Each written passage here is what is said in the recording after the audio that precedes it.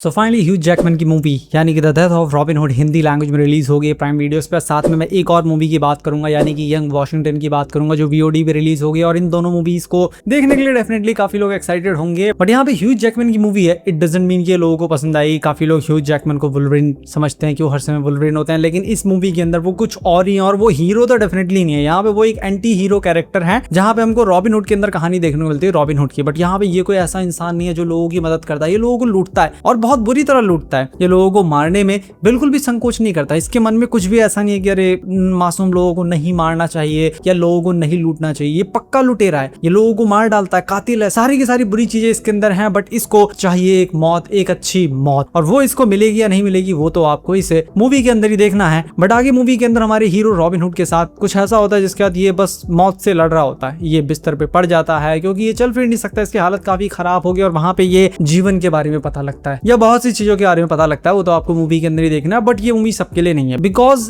ये एक slow pace movie है, ये एक डिफरेंट मूवी है। मूवी बेकार नहीं, मूवी अच्छी है, बट ये सभी के लिए नहीं है। लाइक इसकी ऑडियंस के ऊपर डिपेंड करता है किसको ये मूवी पसंद आएगी किसको नहीं। इस मूवी के अंदर कुछ भी ऐसा नहीं है जो मांस मसाले वाली मूवी या वुल्वरिन से मिलता जुलता कुछ भी इसके अंदर ऐसा नहीं है। तो इसलिए अगर आप मांस मसाला ढूंढ रहे हैं तो इसको आप स्किप कर सकते हैं। इसके अंदर ह्यूज जैकमैन की परफॉर्मेंस तो काफी अच्छी है और ये जो यूनिक टेक है ना रॉबिन हुड का, ये मुझे काफी अच्छा लगा कि यहाँ पे वो कोई हीरो नहीं है, वो एक एंटी हीरो कैरेक्टर है जो कि पैसों के लिए कुछ भी कर सकता है। वो चीज मुझे काफी अच्छी लगी। सिनेमेटोग्राफी माइंड ब्लोइंग है, लिटरली मुझे लगता है मैं डायरेक्टली उसी समय में पहुंच गया हूँ। जिस तरीके से इसके अंदर रियल सेट्स का यूज किया गया, रियल लोकेशन का यूज किया गया, मुझे नहीं पता एक भी वीएफएक्स सीजीआई है या नहीं, लेकिन हर एक चीज एकदम अल्ट्रा परफेक्ट लगती है और देख के बस मजा आ जाता है। कुछ पल के लिए तो सीधे उसी दुनिया के अंदर इसकी सिनेमेटोग्राफी ये मूवी हमको पहुंचा देती है। मूवी की ओपनिंग काफी ब्रूटल, काफी खून खराबे से होती है, जिसके बाद स्टेक्स थोड़े बढ़ जाते हैं कि भाई इसके अंदर तो काफी धमाकेदार खून खराबे वाली चीजें देखने को मिलेंगी। बट इसके अंदर ज्यादा एक्शन आपको देखने को नहीं मिलेगा। एक्शन इसके अंदर बहुत नॉर्मल सा है। अब पूरी मूवी कंपैरिजन में कह सकता हूँ कि 10% के लगभग करीब एक्शन देखने को मिलेगा, उससे कम ही देखने को मिलेगा। तो एक्शन इस मूवी की थीम है ही नहीं। इस मूवी की थीम है रिडेम्पशन और रिग्रेट। साथ में इंसान जब बूढ़ा होने लगता है कैसे वो अपनी चीजों पे पछताने लगता है, वो एक अच्छी मौत चाहता है। इन सारी चीजों को ये मूवी एक्सप्लोर करने की कोशिश करती है, जहाँ पे ये सारी चीजें काफी अच्छी तरीके से वर्क करती हैं। लेकिन मूवी काफी ज्यादा स्लो है,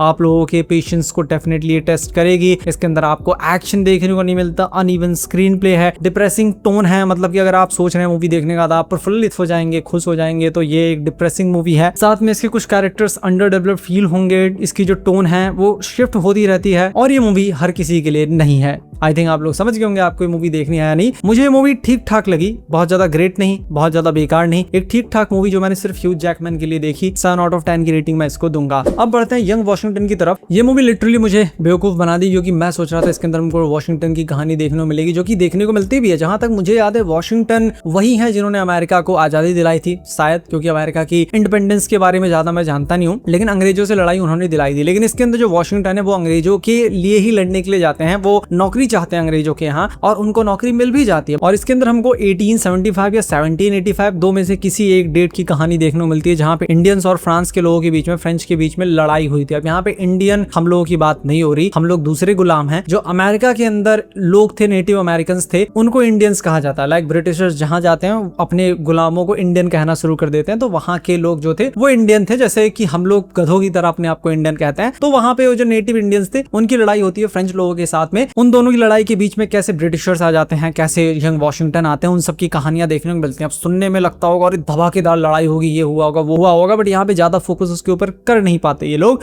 लाइक अगर मैं देख रहा हूँ मूवी यंग वॉशिंगटन के ऊपर तो मैं क्या देखना चाहूंगा पता है? मैं देखना चाहूंगा कैसे इन्होंने अंग्रेजों के खिलाफ विद्रोह किया, या 1875 या 1785 की जो वॉर तुम दिखा रहे हो वहां पे मैं ये देखना चाहूंगा कि कैसे इंडियंस ने प्लानिंग की थी, फ्रेंच के बीच में क्या कॉन्फ्लिक्ट था। लिटरली मुझे ये भी नहीं पता चला इस मूवी को देख करके ये फ्रेंच लोग और इंडियन लोग लड़ क्यों रहे हैं। मतलब ढंग से एक्सप्लेन ही नहीं किया गया उसको, बस वो लोग वॉर करने आ गए, थोड़ा बहुत एक्सप्लेन कर दिया बस, जो कि काफी कमी लगी। ना इसके अंदर ब्रिटिशर्स के खिलाफ यंग वॉशिंगटन कुछ कर रहे हैं, ना यहाँ पे उस वॉर के ऊपर बहुत ज्यादा तुम फोकस कर रहे हो। खाली हाँ सिनेमेटोग्राफी इस मूवी की अच्छी खासी है, परफॉर्मेंस सभी की काफी अच्छी है और उस समय के अंदर ही लेकर के चली जाती है। बट स्टिल मैं कहूंगा ये मूवी एक एवरेज मूवी मुझे लगी, कुछ बहुत ज्यादा ग्रेट लगी नहीं, क्योंकि जो चीज इंसान देखने जा रहा है वॉशिंगटन का नाम सुन के जो उसके दिमाग में आएगा वो इसके अंदर देखने को नहीं मिलता, और जो तुम दिखाना चाहते हो वो ढंग से दिखा नहीं पाते। और दूसरी बात, ये मूवी अमेरिकन को ध्यान में रख करके बनाई गई है, क्योंकि वो लोग सब कुछ जानते होंगे यंग वॉशिंगटन के बारे में, बट हम लोग नहीं जानते, तो इसीलिए हमें ज्यादा कुछ समझ में भी नहीं आता। तो जो लोग इस मूवी का वेट कर रहे थे, ये एक एवरेज मूवी है। अगर आप चाहें तो एक बार देख के डिसाइड कर सकते हैं आपको पसंद आएगी कि नहीं। लेकिन मेरे ख्याल से मेजॉरिटी लोगों को ये मूवी ज्यादा कुछ खास पसंद आने वाली नहीं है, क्योंकि जो भी इसके अंदर हमने देखा है